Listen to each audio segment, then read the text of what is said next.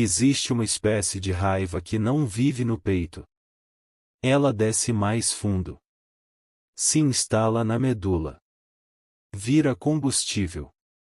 Substitui sangue, substitui ar, substitui tudo que antes mantinha você humano. E quando essa raiva é tudo que resta entre você e a morte, quando é literalmente a única coisa impedindo seu corpo destroçado de simplesmente desistir e apodrecer na floresta, e ela deixa de ser emoção. Vira fato. Vira física pura. Hugh Glass não decidiu sobreviver. Ele não teve escolha filosófica sobre perdão versus vingança. Ele simplesmente olhou para o abismo da morte, cuspiu sangue na cara dela, e rastejou 300 quilômetros através do inferno gelado do território inexplorado da América com um único pensamento martelando dentro do crânio: eu vou encontrar vocês. E quando encontrar, vocês vão entender o que é morrer devagar. Agosto de 1823. Dakota do Sul. Hugh Glass tinha 40 e poucos anos, o que naquela época e naquele lugar significava que ele já deveria estar morto há muito tempo. Caçador. Batedor. Homem da fronteira. O tipo de pessoa que escolhe viver onde civilização ainda não chegou porque civilização é prisão. Ele fazia parte de uma expedição liderada por Andrew Henry, subindo Missouri, mapeando o território, caçando peles de castor que valiam ouro no leste. Trabalho brutal. Perigoso. Mas Glass não conhecia outra vida. E provavelmente não queria. Ele estava sozinho quando encontrou a ursa. Ou melhor, quando a ursa encontrou ele. Fêmea grizzly com 2 filhotes. 300 quilos de músculo, garras e instinto maternal transformado em fúria pura. Glass nem teve tempo de levantar o rifle. Ela veio como avalanche. O primeiro golpe quebrou costelas. O segundo arrancou pedaços de carne das costas. O terceiro abriu o couro cabeludo como se fosse papel. Ele gritou. Obviamente gritou. E os gritos trouxeram os outros membros da expedição correndo, atirando, finalmente matando a ursa. Mas o estrago já estava feito. Glass estava no chão. Respiração borbulhante porque costela quebrada havia perfurado o pulmão. Garganta rasgada, expondo traqueia. Perna quebrada em pelo menos 2 lugares. Costas abertas, carne pendurada em tiras. Couro cabeludo parcialmente arrancado. Os homens olharam para ele e viram cadáver que ainda não tinha entendido que estava morto.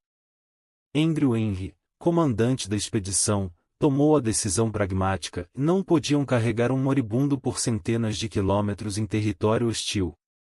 Mas também não podiam simplesmente abandoná-lo sem pelo menos tentar.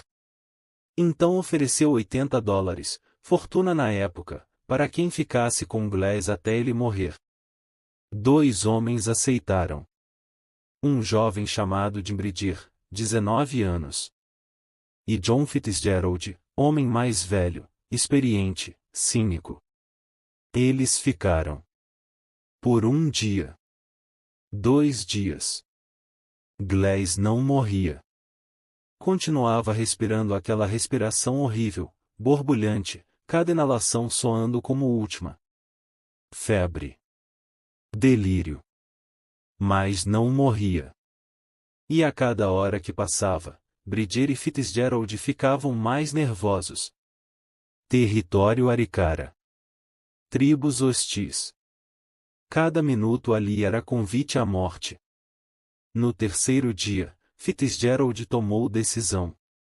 Ele vai morrer de qualquer forma. Não faz sentido morrermos também. Bridier, jovem, inexperiente, aceitou. Pegaram o rifle de Glass. A faca. As ferramentas. Tudo o que pudesse ser útil ou valioso. E foram embora. Deixaram-no deitado em cova rasa, coberto com galhos. Não chegaram nem a enterrá-lo direito. Quando alcançaram o resto da expedição, mentiram. Disseram que Glass havia morrido. Que tinham ficado até o final. Receberam os $80. E a história teria terminado ali. Mais um homem engolido pela vastidão indiferente da fronteira americana. Mais um nome esquecido. Mas Hugh Glass tinha algo que a ursa, que as feridas, que o abandono, não puderam matar, raiva absolutamente irracional de continuar existindo só para provar que podia. Ele acordou em algum momento depois que os homens partiram. Não sabe quanto tempo. Horas, talvez dias. Acordou sozinho. Sem armas. Sem ferramentas. Sem comida. Feridas infectadas. Corpo quebrado. 300 quilômetros da fortaleza mais próxima. E a primeira coisa que fez não foi chorar ou rezar ou aceitar morte inevitável. Foi se arrastar até um riacho. Porque antes de morrer, antes de permitir que aqueles filhos da puta tivessem a satisfação de estarem certos, ele ia beber água. E bebeu. E não morreu. Então se arrastou mais um pouco. Encontrou frutas silvestres. Comeu. Vomitou. Comeu de novo. Não morreu. A perna quebrada tornava impossível andar. Então ele rastejou. Literalmente. De barriga no chão, usando cotovelos para se puxar, centímetro por centímetro, através de floresta, de pradaria, de território onde cada sombra podia ser lobo, urso, ou guerreiro decidido a arrancar seu couro cabeludo. A infecção nas costas atraía vermes. E ao invés de removê-los, Glass percebeu que eles estavam comendo carne necrosada. Limpando a ferida. Então deixou. Usou larvas como cirurgiões involuntários. Ele seguiu o rio Gran. Porque rio significava água. Água significava vida. Significava direção. Caçar era impossível sem armas, mas ele encontrava carcaças deixadas por lobos. Esperava os animais se afastarem e roubava pedaços de carne podre. Mastigava ossos. Bebia sangue coagulado. A perna eventualmente começou a cicatrizar torta. Ele improvisou bengala. Conseguiu ficar em pé. Andar mancando. Cada passo era agonia. Mas cada passo era também declaração e ainda não morri, seus covardes. 6 semanas. 40 dias arrastando-se, mancando, sobrevivendo através de pura teimosia e ódio. Ele chegou no Forte Kiova. Os homens que o viram chegar não acreditaram. Literalmente recusaram a acreditar que era Hugh Glass. Porque Hugh Glass estava morto. Bridger e Fitzgerald tinham dito. E mesmo quando ele falou, mesmo quando provou quem era, eles não conseguiam processar. Aquela coisa semi-esquelética, coberta de cicatrizes, com olhos febris brilhando em cavidades fundas, e aquilo não era homem. Era fantasma. Era a manifestação física de vingança encarnada. Glass comeu. Bebeu.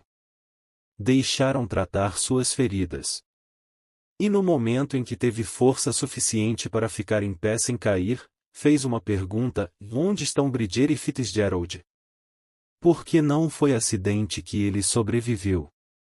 Não foi sorte. Não foi vontade de viver genérica ou amor pela vida. Foi especificamente, singularmente, obsessivamente a necessidade de olhar nos olhos daqueles homens e fazer eles entenderem o que tinham feito. Ele descobriu que Fitzgerald havia se alistado no exército. Estava em Fort Atkinson. Bridger estava com uma expedição rio acima. Glass foi atrás de Bridger primeiro. Levou meses. Cruzou novamente centenas de quilômetros. E quando finalmente o encontrou, quando finalmente ficou cara a cara com o jovem que o tinha abandonado para morrer e não o matou. Bridir tinha 19 anos. Era criança. Estava claramente apavorado, esperando morte. Iglesias olhou para ele e viu não um traidor calculista, mas garoto assustado que havia tomado decisão errada sob pressão de homem mais velho. Então apenas pegou de volta suas armas. Suas ferramentas. E disse algo próximo de: "Você não vale a bala." Fitzgerald foi diferente. Iglesias o rastreou até Fort Atkinson. E estava pronto. Havia sobrevivido ao impossível especificamente para este momento. Para confrontar o homem que não apenas o abandonou, mas roubou suas coisas, mentiu sobre sua morte, e lucrou com isso. Iglesias entrou no forte exigindo justiça. Exigindo Fitzgerald. E descobriu que não podia tocá-lo. Porque Fitzgerald era soldado do exército dos Estados Unidos. E matar soldado era crime federal. Comandante do forte ouviu a história inteira. Acreditou em Iglesias. Mas tudo o que podia fazer era forçar Fitzgerald a devolver o rifle roubado. Nada mais. Imagine. 300 quilômetros rastejando. Meses de sofrimento. Dor indescritível. Tudo alimentado pela promessa de vingança.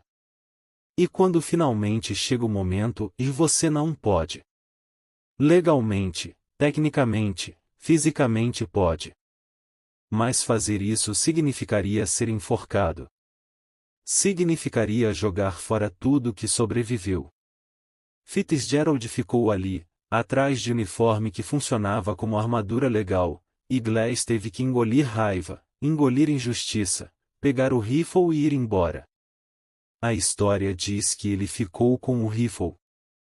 E Fitzgerald ficou com a vida. E nenhum dos dois realmente venceu. Mas aqui está o que os filmes não contam. O que romantizações esquecem. Hugh Glass viveu mais 11 anos depois daquilo. 11 anos continuando a ser caçador, batedor, homem da fronteira. E em 1833, foi morto por índios Arikara junto com 2 companheiros em um ataque no rio Yellowstone. Levou flecha. Morreu rápido dessa vez. Sem drama. Sem jornada épica de sobrevivência. Apenas mais um homem engolido pela vastidão indiferente da fronteira. Então o que significa? Ele sobreviveu àquilo tudo apenas para morrer de forma aleatória uma década depois? A vingança que alimentou cada centímetro daquela jornada não se concretizou. Bridir viveu até velhice, tornou-se lenda da fronteira, teve fortaleza com seu nome. Fitzgerald desapareceu nos registros, provavelmente viveu vida normal. Iglesias, o homem que desafiou morte, que transformou o trauma físico impossível em combustível para continuar existindo, e virou nota de rodapé na história até Hollywood decidir que dava bom filme. Aqui está a verdade desconfortável sobre vingança, ela raramente satisfaz. Mesmo quando consegue. Mesmo quando você pega o cara, olha nos olhos dele, faz ele pagar e ainda vazio. Porque vingança promete encerramento. Promete que se você apenas chegar lá, se apenas confrontar, se apenas fizer justiça com as próprias mãos, vai haver paz. Mas não há. Nunca há. Glass rastejou 300 quilômetros e no final não matou ninguém. Não teve catarse. Apenas recuperou o rifle e continuou vivendo em um mundo que permanecia brutal, indiferente, perigoso. Mas talvez seja isso que torna a história verdadeiramente poderosa. Não é sobre vingança bem-sucedida. É sobre recusa. Recusa em morrer. Recusa em aceitar que aqueles homens tinham direito de decidir quando sua história terminava. Glass não sobreviveu porque queria viver. Ele sobreviveu porque recusava morrer nos termos deles. É diferença sutil mais fundamental. Não é vida que move ele. É teimosia. É orgulho ferido transformado em força bruta. Pense no que o corpo dele passou. Costelas quebradas perfurando o pulmão. Cada respiração por semanas sendo agonia. Garganta rasgada tornando engolir tortura. Perna quebrada que nunca cicatrizou direito. Costas abertas infectando, apodrecendo, sendo literalmente comidas por vermes enquanto ele ainda estava consciente. E através de tudo isso, ele continuou. Não porque era forte. Força eventualmente acaba. Ele continuou porque raiva é combustível renovável. Quanto mais você sofre, mais raiva tem. Quanto mais raiva tem, mais aguenta sofrer. Ciclo infinito que só termina quando o corpo finalmente desiste completamente ou quando o objetivo é alcançado. E Glass alcançou o objetivo. Não o objetivo que imaginou. Não a vingança limpa, catártica, cinematográfica. Mas o objetivo de provar que podia. De ficar na frente de Bridger e Fitzgerald e existir. De fazer eles confrontarem o fato de que haviam deixado o homem vivo para morrer e esse homem se recusou. Isso, em si, é poder. É tipo de vitória que não aparece em filme porque não tem resolução satisfatória. Mas é mais real. Mais humana. A jornada de Glass virou lenda quase imediatamente. Outros homens da fronteira contavam história em fogueiras. Exageravam detalhes. Adicionavam elementos dramáticos. E cada retelling tornava Glass menos humano e mais mito. O filme O Regresso é apenas última iteração desse processo.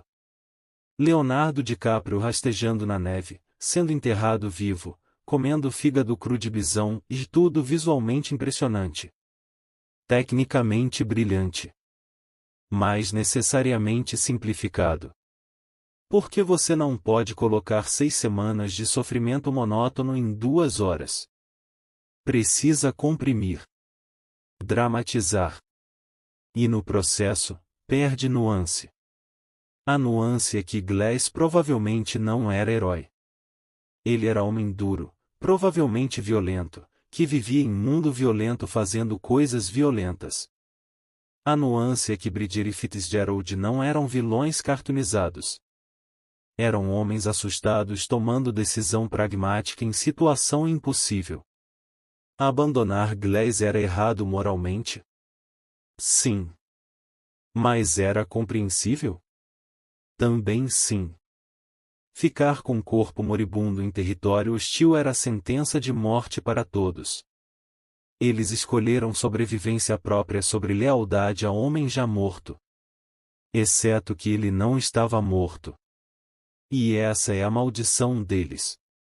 Porque se Glass tivesse morrido, como todo indicador físico sugeria que ia, então decisão deles seria apenas pragmatismo necessário. Mas ele não morreu. E isso transformou o pragmatismo em traição. Transformou eles em covardes que abandonaram o companheiro. E pior, em mentirosos que lucraram com a história. Fitzgerald especialmente. Porque ele era mais velho. E experiente. Ele sabia o que estava fazendo. Quando pegou o rifle de Glass, quando pegou faca, ferramentas, ele não estava apenas abandonando o homem moribundo. Estava saqueando. Estava transformando tragédia em oportunidade. E quando mentiu para Andrew Henry, quando aceitou o pagamento por ficar até Glass morrer quando não ficou, e isso é onde cruza a linha de pragmatismo para a maldade deliberada. Glass tinha todo o direito de matá-lo. Pelo código da fronteira, pela lógica de sobrevivência daquele mundo, Fitzgerald merecia a bala. E se Glass tivesse atirado nele no momento em que o encontrou, nenhum júri de homens da fronteira teria condenado. Mas ele não atirou. Porque entre sobreviver à ursa e encontrar Fitzgerald, algo havia mudado. Talvez tenha sido tempo. Talvez tenha sido perceber que vingança não traria de volta meses de sofrimento. Talvez tenha sido simplesmente cansaço. Raiva sustenta por tempo limitado. Eventualmente, até raiva queima completamente e só resta cinzas. Ou talvez Glass tenha percebido algo mais profundo. Que matar Fitzgerald não o tornaria vitorioso. Apenas o tornaria assassino. E depois de sobreviver ao impossível, depois de provar que era mais forte que morte, mais teimoso que destino, ser reduzido a assassino de homem patético atrás de uniforme e seria desperdício. Seria deixar Fitzgerald definir quem ele era. E Glass não ia dar essa satisfação. Então ele pegou o rifle. Virou costas. E continuou vivendo. Por 11 anos. Fazendo o mesmo trabalho perigoso. Tomando mesmos riscos. Até que eventualmente, inevitavelmente, Fronteira cobrou o preço. Porque Fronteira sempre cobra. Glass sabia disso. Todos sabiam. Viver daquela forma era apostar contra a morte repetidamente. E casa sempre vence eventualmente. Mas naqueles 11 anos, toda vez que alguém contava a história de Hugh Glass e do urso, toda vez que o nome dele era mencionado com reverência ou incredulidade, Bridger e Fitzgerald tinham que ouvir. Tinham que saber que eram vilões da história. Que haviam falhado o teste fundamental de caráter humano. E isso, talvez, seja a vingança mais duradoura. Não morte rápida. Mas vida longa sabendo que você é covarde. Sabendo que quando foi testado de verdade, quando importava, você falhou. A história de Hugh Glass nos assombra porque não oferece conforto fácil. Não tem moral limpa. Não diz vingança é boa ou perdão é melhor. Diz algo mais complicado, e às vezes você sobrevive simplesmente porque se recusa a morrer. Às vezes vingança não se parece com vitória. Às vezes tudo que você ganha é direito de continuar existindo em um mundo que permanece brutal. E talvez isso seja suficiente. Não para fazer boa história de Hollywood, mas para entender algo verdadeiro sobre natureza humana. Que somos teimosos. Que raiva pode ser força motriz tão poderosa quanto o amor. Que corpo aguenta muito mais do que mente acredita possível. E que no final, vitória real não é destruir inimigo. É simplesmente sobreviver ao que deveria ter te destruído e continuar caminhando, mancando, rastejando e mais continuar. Hugh Glass morreu em 1833. Mas a história dele não morreu. Ela rasteja através dos séculos, ganha novas formas, novos rostos, novos significados. E toda vez que alguém assiste o regresso, toda vez que ouve sobre homem que rastejou 300 quilômetros por pura teimosia, algo ecoa. Porque todos nós já fomos abandonados de alguma forma. Todos já rastejamos através de algum tipo de inferno pessoal. E a pergunta que fica não é se vamos nos vingar. É se vamos continuar. Se vamos nos recusar a morrer nos termos que outros definiram.